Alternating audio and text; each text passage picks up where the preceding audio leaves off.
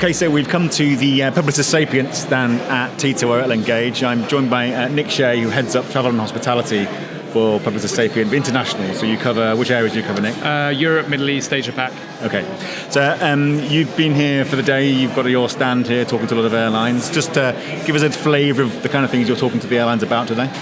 Yeah, so big conversation today. We had a session where we presented, had a panel discussion as well. It was really looking at the end-to-end passenger experience. And when we talk about the end-to-end passenger experience, we're talking about not just the flight, but extending that into now into destinations. So not just the hotel, but the entire experience that you get when you get to your destination as well. We're seeing that kind of desire to kind of connect all these things together for the passenger. Okay, your literature it claims air travel is at an inflection point. Okay, maybe it's always been at an inflection. I don't know if it's always been at an inflection point, but what do you think is specific about now that makes you say that we're hitting an inflection point or we're at one? I think there's a couple of sort of mega things that are happening, right, when you look at the industry. So one is we know, and everyone asks me this question, they're like, air travel's doing really well, and it's like it's bounced back post-COVID, and the answer to that, it has, but we still have some challenges, right? We have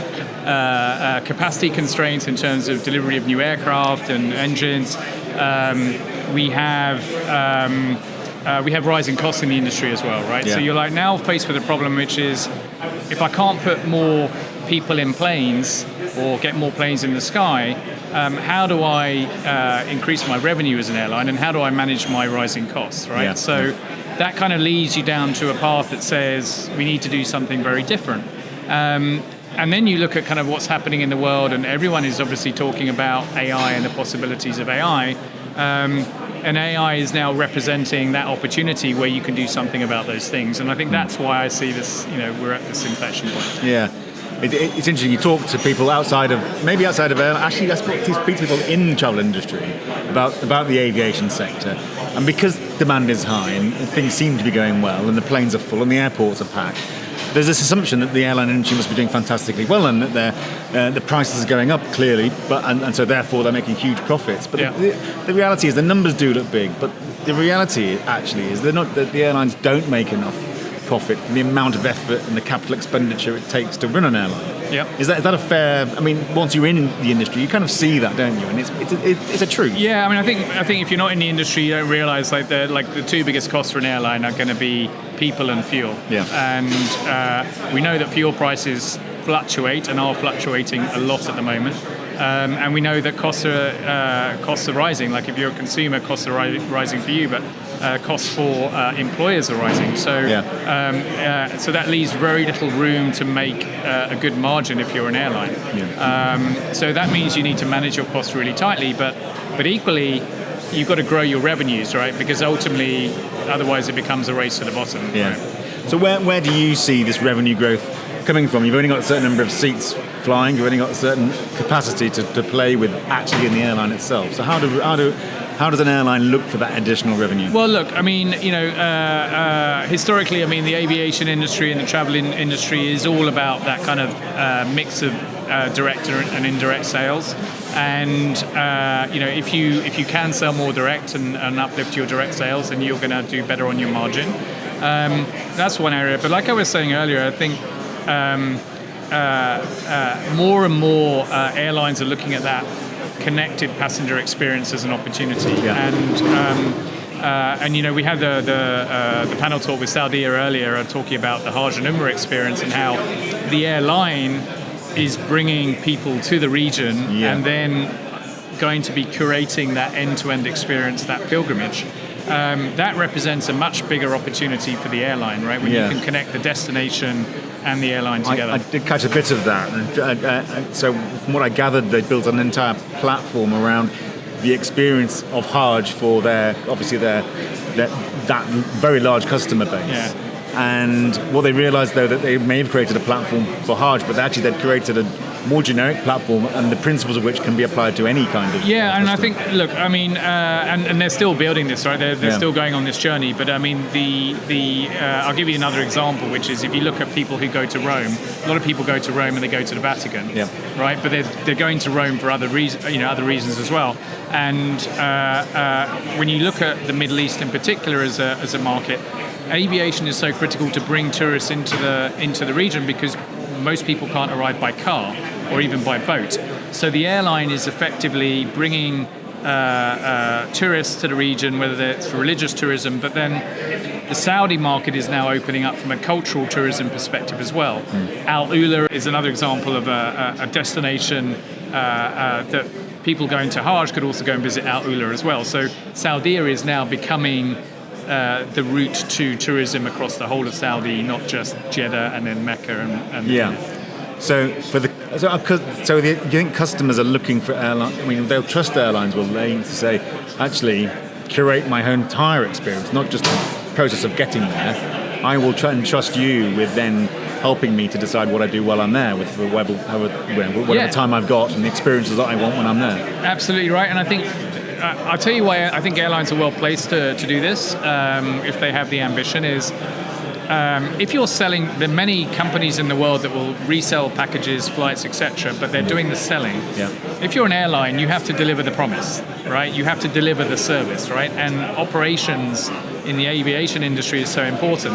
Now, when you translate that to what happens on the ground, whether it be the ground transportation, the hotels, the tour of Mecca, airlines understand operations and how to deliver the service, and I think that's why passengers will ultimately be able to trust the airlines in this regard in a way that they can't trust perhaps a pure online startup that doesn't deliver a physical service. So that's the opportunity I think that the airlines have.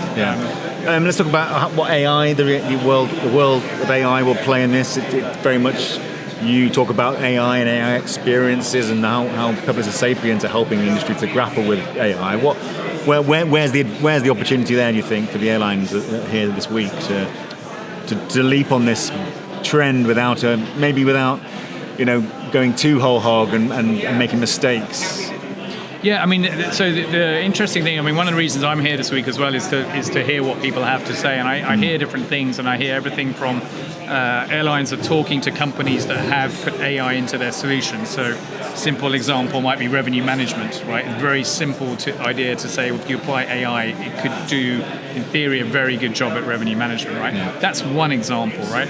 And then you hear individuals using AI for their own productivity, right? So we're seeing a lot of individual pinpoint examples, right? But the shift that AI represents is far bigger than that. We're talking about an enterprise-wide shift that's going to happen for businesses, right? And similar to the way .com, completely changed businesses, right, 25 years ago. So where we're focused is really around enterprise transformation using AI. So we have a set of tools that we've invested heavily in creating that allow airlines to innovate, to develop, to imagine ideas, to do the engineering, the marketing at an enterprise-wide level. Okay. And this is your own product? So we actually have 3 products. We have one called Slingshot AI, and that is really around automating the entire end-to-end software development lifecycle from idea to live. We have a product called... That's not just an aviation thing, that can be applied in any sector. It can be applied in any sector, and we have a platform called Bodhi, and Bodhi is an agentic platform, an integration platform that allows you to orchestrate and do all those tasks that are very hard to do in your back-end systems today, your old legacy systems. So you can orchestrate all of those. And then we have a marketing automation agentic platform called Core AI that Publicis Group and Sapient have developed. That's our parent company, to help automate marketing. Okay. And one with AI, you mentioned about the use of AI with data and analytics. One of the reasons you do that is to try and predict the future. And I know that's very much part of what you think when you talk about an airline operating more effectively and efficiently, maximising revenue. If you can get more out of what you already got, then that's one way of doing it. Sure. And so predicting the future is part of that. How do you see that being applied to the airline sector? Yeah, I mean, I think, look, certainly if you want to do well in AI, you've got to be very, very good at data. Yeah. And I think when you look at flights and flight operations and what's happening, there's traditional data points that that airlines operate on and airports operate on that will give them a sense of what's happening. But actually, there's all these other signals and pieces of data that could actually allow you to predict what's happening, right? In terms of, for example, flight delays, right? And I think weather. Those are factors that you find it hard to weather predict. and all kinds of things, maybe a fire, but these kind of things that happen. So that's one opportunity. I think. We're talking earlier about maintenance of aircraft as well, right? Is how you can use all of that data to start getting ahead of where something might go wrong and do more proactive maintenance, right? That keeps planes in the air and delivering that capacity that we desperately need. Yeah, obviously the maintenance side is interesting for us with our MRO management hat on, and you hear about them developing digital twins of the fleet, and when you realise these digital twins are genuine twins. These aren't just sort of approximations. It is the actual twin of an airline. And what you can do with that, once you've got your fleet digitised and the airport then is digitised, the world is then digitised. You've created this metaverse in which you can sort of do anything. You can test all sorts of things, and the data you can get out of that it's mind-blowing, really. You can do almost anything with it. It is a huge opportunity, and digital twins we're seeing, as you mentioned, like not just in the airlines, in the airports. Also, I think digital twin as a tool for selling. I mean, we think about, in some airlines you can look in the aircraft and choose your seat and get that experience. When you translate that into destinations and selling real estate, all of these things. So I think that's it's been talked about for a while, but we're now starting to see these examples come to life. It's pretty exciting. Yeah.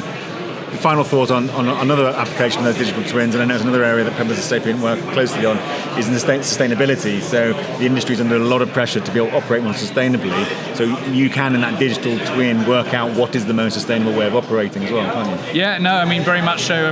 We do have a product which is called the emissions product that does that, and what it does is it looks at the end-to-end supply chain for different companies. You could choose an airline or an airport, because often what you'll find with sustainability is the starting point for many companies is looking at their own sustainability, right? But then when you look at all the partners that involve, you want to model that end-to-end chain and see how compliant are they, what are their sustainability policies, and then model all of that, right? And then say, okay, what if I were to change this, if I would change that? What would it do to my carbon footprint? What would it do to my sustainability as a company?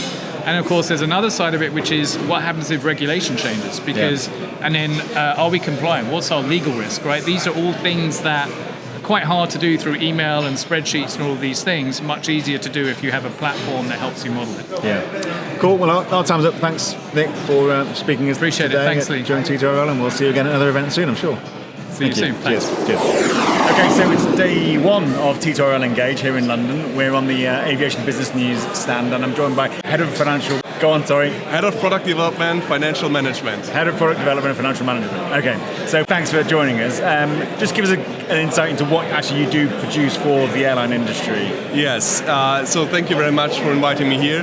Lufthansa Systems is the largest revenue accounting provider worldwide, and we have dedicated ourselves to delivering financial management in an offer and order-based environment.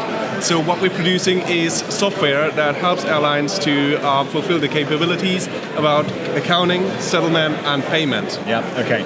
So what have you heard so far this morning that has been interesting in terms of the development of the industry into this new world of offer and order, settle, deliver? Yes, 100%.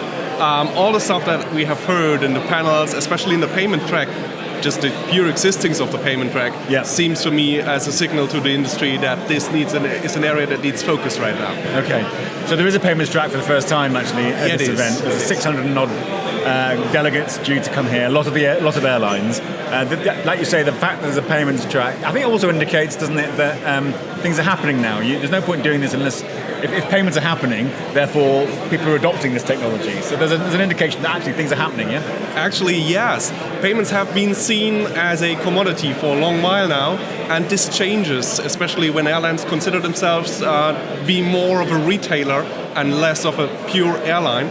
you need payment capabilities to deliver to the customer. They need and they want different forms of payment. They want loyalty systems included. They want rewards. They want all types of servicing from a payment provider that can't be delivered with traditional systems. Yeah, and what we heard earlier today was just the sheer complexity of what could be the case when you're retailing as an airline different types of product, all with different payments, all with different rules and regulations, maybe different jurisdictions.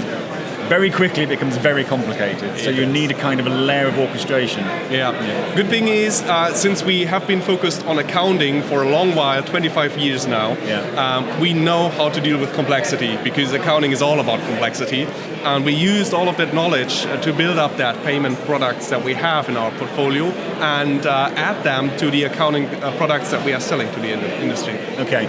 So how is technology developing in this area? I'm sure as with everything, AI is useful. Anywhere you've got large data sets, AI can help. How are you using AI, other technologies to simplify this? Yeah. So first of all, AI is the perfect buzzword for that. But before you go into AI, you actually need to have the data anyways. Okay. So one of the key things that we always consider when building and designing architecture for our products is actually that there needs to be a capability in our products that is able to gather the data so that we can make use of it. One way by delivering decision-making support for the airline, and the other way to feed it to AI to enable the airlines of having better visual presentation of their data, to have better decision supporting systems. Yeah. So clearly that requires a lot of partnership, a lot of collaboration in the industry because the data comes from all different sources. How do you know you've got good data? Because bad data in, bad decision making out. How do you know you've got the best data, or enough data, or the right kind of data? If you figure it out, you hold the holy grail. Okay. To be very honest, it's an ongoing process. It's an ongoing process, and we rely on the airline's input. Being part of the Lufthansa Group, we have the big advantage that we can get these insights very easily from the Lufthansa Group, but also from our external partners. And to really get the right data at the right time with the right format is something that is crucial for the success of all database decision making, of all AI processes that underline that. And there we need the experts really to deep dive and dig into what we necessarily need. Yeah. So you mentioned you are obviously, the name gives it away, part of the Lufthansa Group. Yes. How does that tie in with other airlines who are competitive to you on the airline side? But obviously you provide a solution that's for everybody. Yeah, we are always balancing this very carefully because we know about the fact that airlines have asked us this in the past. What we can look back to is that Lufthansa Systems is not only providing accounting systems for 25 years now to the industry, also to very strong competitors of the Lufthansa Group, name it Air France KLM, for example, or others in the United States or around the globe. But also we have for other of our products in the portfolio, lots of customers all around the globe. So in total, Lufthansa Systems combine 350 different customers from all over the globe. And we can confidently say that we can actually distribute between the needs of the group and the software that we are selling. And we contribute with the success of our products to the overall group success and result. So that's a bonus that Lufthansa sees in us as an asset. And I suppose it gives you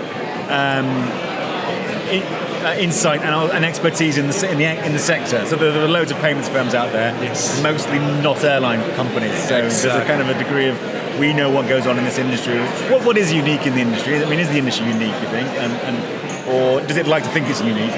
It is. It actually is. And that is the difference. We have seen companies very at the beginning of the transformation towards offers and orders, where companies have said, look, you shouldn't be different than retailing as a normal retailing store like Amazon or whatever. And when reflecting on that, you figure out a whole lot of unique things that you see in the airline industry. All the regulations, all the risk mitigation measures, all the country-specific regulations and laws that apply for air transportation specifically makes it important for having airline-specific solutions. And the companies, even the ones who were in the beginning saying, okay, you can use industry solutions that have been tested in retailing at all, even they turned a little bit back and said, okay, we need airline industry specific solutions, and that's why we are coming up with our expertise here, and that's what airlines rely on. Yeah. And especially looking back at the forms of servicing for different customers, having orders, having order changes, and all of that stuff, combined with the flight operations, is something. Only this process is so specific that you can't just tackle it with a regular payment solution or regular accounting solution. Right. What do you see? What's the big trends in payments thing? Globally and generally, there's been I think there's been you can observe a big fragmentation of payment types. Yeah. You've had the rise of the buy now pay later phenomenon that's still with us, and fragmented payments and all sorts of things going on. Are we still in a period of continued fragmentation? Is that going to sort of retract and become more simple again? Are we going to get consolidation, or is the Pandora's box open where there are just going to be an increasingly number of different ways to pay? That is a very good question, because we believe, based on our analysis, that the books of Pandora is open, so it will get even more. Right. But we are not 100% sure, to be very honest with you. And I wonder if anyone in the industry can for sure say how it will be in 10 years from now. Yeah. But what we are seeing right now, at least, is that around the globe, airlines adding forms of payments like hell. Yeah. And all different kinds, and all regional specifics as well. I guess in the end, consumers decide. If it's used, it's used. If it's not, it will just disappear. Yeah. You certainly can see the ability to spread payments to be a big thing for airlines. I mean, it's a big expense, and people just don't have the cash to hand or the credit available. So you can kind of see that as being something that's here to stay. Sure. I mean, we're seeing airlines investing into payment. Yeah. So indeed, it's a loss of cost that they are producing with their investments. But on the other hand, they are getting a huge return on that. I mean, if you're offering a specific form of payment, which enables you to get a certain customer group, then that's a big advantage over competitors. So that's really something airlines consider as their business case decisions. And it's not just competitors. Yes, exactly. You've got the ability, as a consumer, I might be able to transact on an OTA with a certain payment type, and I can't with the airline, and that will maybe determine my choice. Exactly. Yeah. Exactly. 100%. So airlines they've got no choice really but to move with the times. Yeah, and it gets even more interesting when you look at the way how you steer your payment methods. Because on the one hand side, you need to enable the abilities of having different forms of payments. But on the other hand, you need to also decide where and how you would like them to be strategically placed. Yeah. So, for example, the fees and commissions that you're paying as an airline is very much different from form of payment. And you need to consider if it makes sense at one or the other point to get another provider in there, or get one out, or dynamically route the payments to through a different channel. And that is something that you can only achieve if you have transparency about this. Yeah. Again, data. Yeah. Final thought on the show so far. It's good. We've got another day tomorrow. I mean, they've grown it. It's bigger than ever before. Yeah. What does that tell you? Do you feel there's a sense of urgency that people need to get on and actually implement these new technologies now? Yeah. So I really like the event, and it's a good kickoff for the event season this year.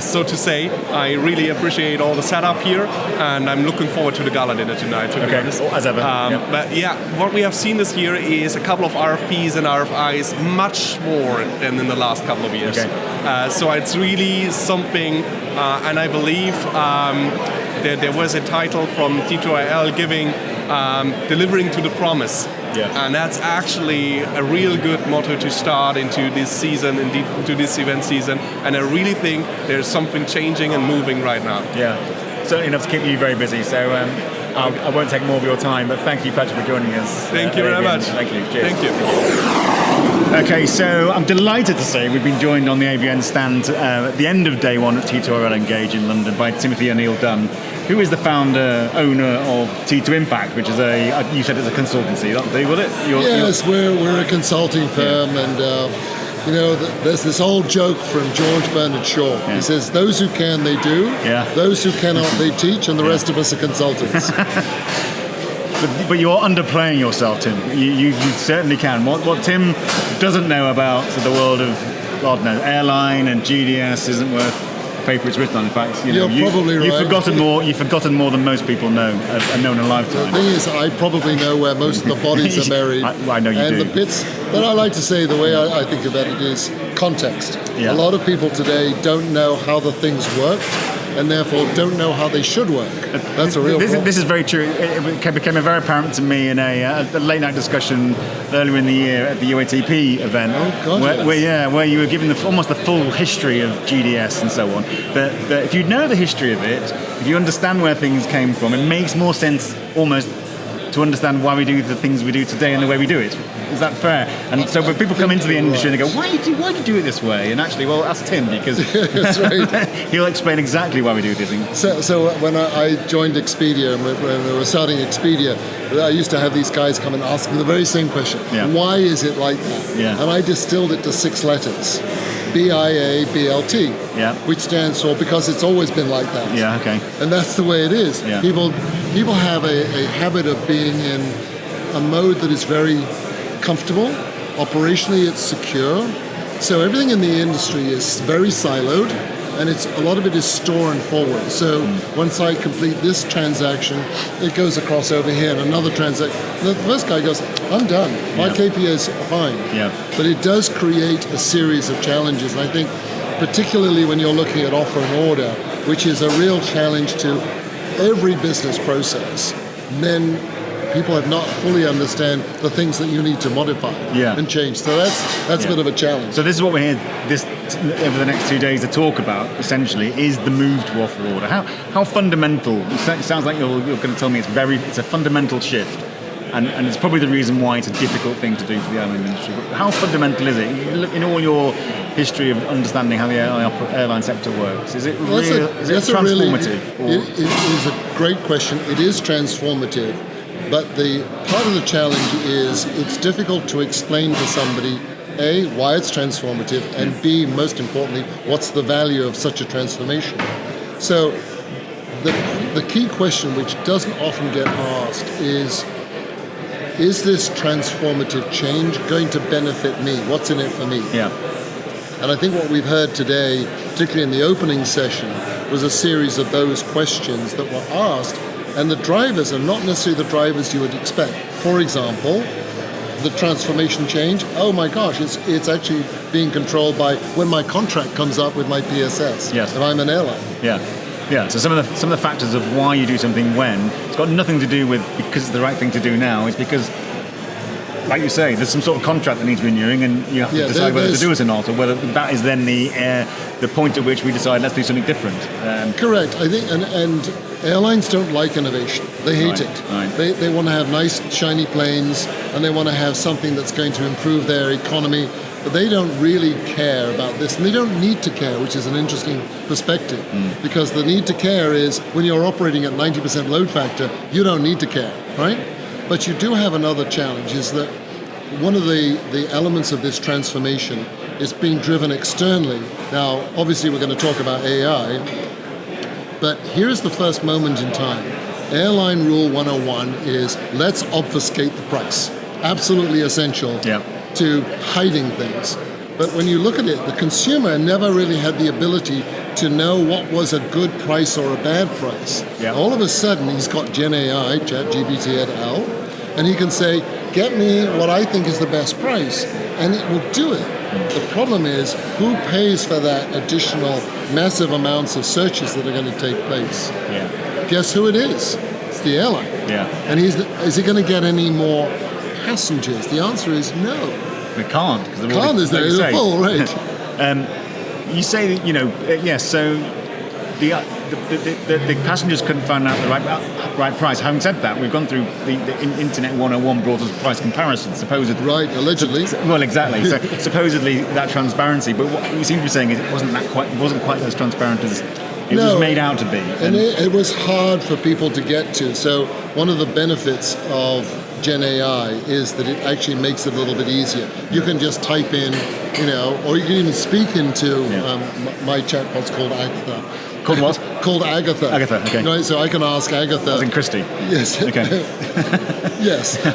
So because she's a sleuth. Yeah, exactly. So I can ask her, and she will give me an answer that is pretty comprehensive. Yeah. She doesn't get it right. She needs a lot of care and attention, but she is able to bring me a lot more results than I would normally get. That would take me time. So I think of Gen AI as assisted technology.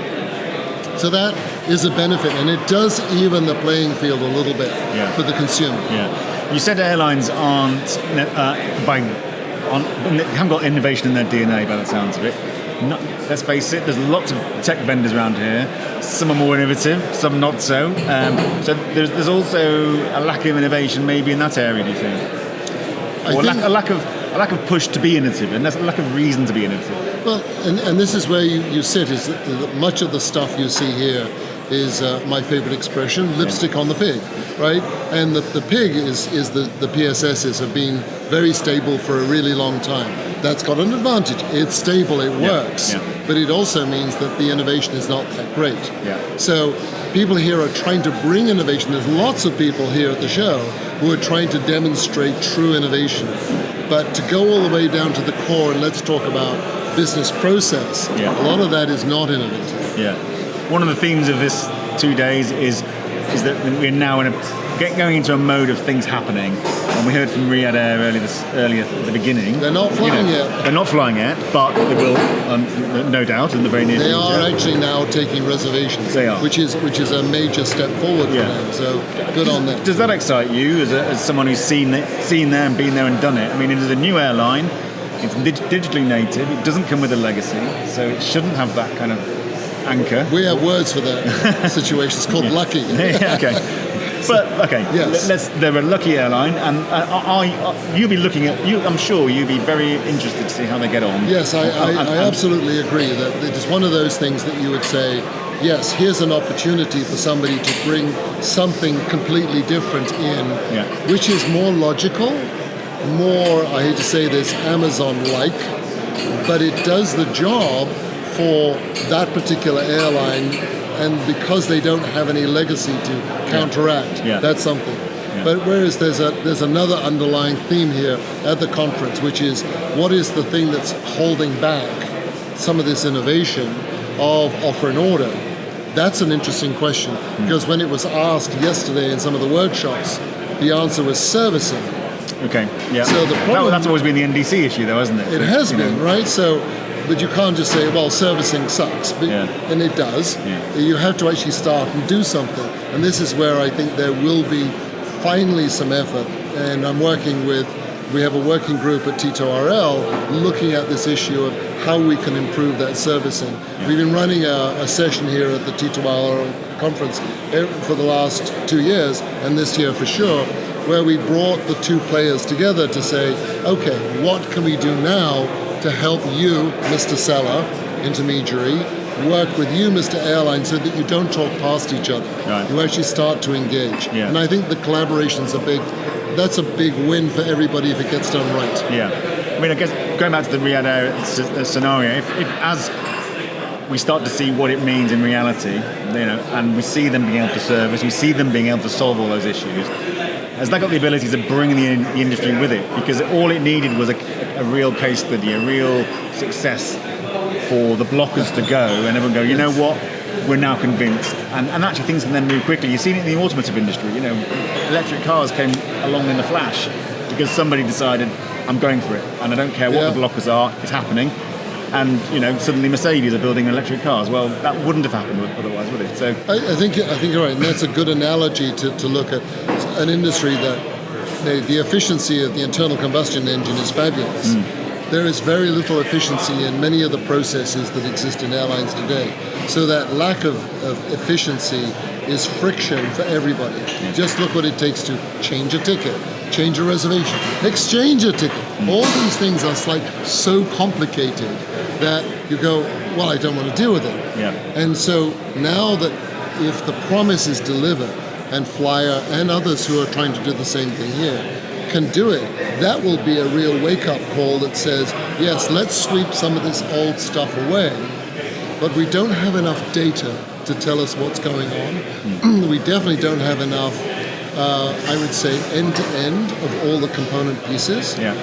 And you've got to say, well, is a seat, because that's how the passengers see it. But the airlines say, oh no, this is a seat bucket, it's at this price, all this complexity. So it's going to be hard for people, even if they do see that Riyadh Air using Flyer is a success, actually it's a combination of Flyer and Samer.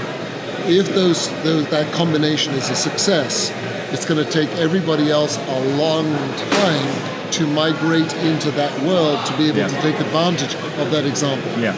But the mindset might be there. It might be the mindset is there amongst most of the players. Yeah. But it's going to cost a lot of money. It's always who pays. Yes. Final thought, because you mentioned Expedia, and you were there. You were there at ground zero of Expedia. That's the OTA world. We'll be looking at what the airlines do, because let's face it, the airlines have realised that they can make more money selling the entire holiday, all's for the good. So they'll be thinking, well, if they get this right, we're going to face some competition here. We're seeing it. Some airlines are moving into that area. I mean, this isn't going to happen overnight, I'm sure. But what do the OTAs think when they see what the airline industry is saying? We want to become modern retailers, a bit like Amazon. I mean, really, they're saying a bit like Expedia, a bit like Booking.com. Well, I don't think any of them qualify under the term of retailer, modern or otherwise. I always like to say that airline retailing is a very large oxymoron. But let's go with it. You look at an airline like, you look at an airline like EasyJet, right? Yep. EasyJet stepped into a world where it said, look at my routes, I'm largely a leisure airline. The extension was fairly easy to get. Look how much business they've engendered. Ryanair is now going to do the same, bringing in Ryanair holidays. That works. Not so well in other markets, right? So if you look at the US, there is no such market where, say, United Airlines holidays, United Vacations as it's called, will do such a great job, because they've tried it and it's failed. I was talking to Cellpoint a minute ago. They're helping Southwest with Southwest Getaways. Getaways. Yeah. They've had something. Yes, they're helping them. Yes, the orchestration is important, but frankly, Southwest's ability to sell its own product is challenging because it's trying to transform its model. Yeah. So it's going to have a hard time. But to go back to your question, do I think the OTAs of this world are afraid? I think they're going to keep a good jaundiced eye on it. And if you look at what Booking is doing, both in its Agoda subsidiary as well as in the major area, they're selling more air. Yeah. So that's, I think, it's always a good game. Yeah. There'll always be, competitive and cooperation at the same time. Yes, there has to be. There's reasons for both sides of the market. So look, Tim, thanks for joining us on ABN Cast. Have a good rest of T2RL. Thank you very much. Appreciate it. We'll see you again soon. Thank you. Cheers.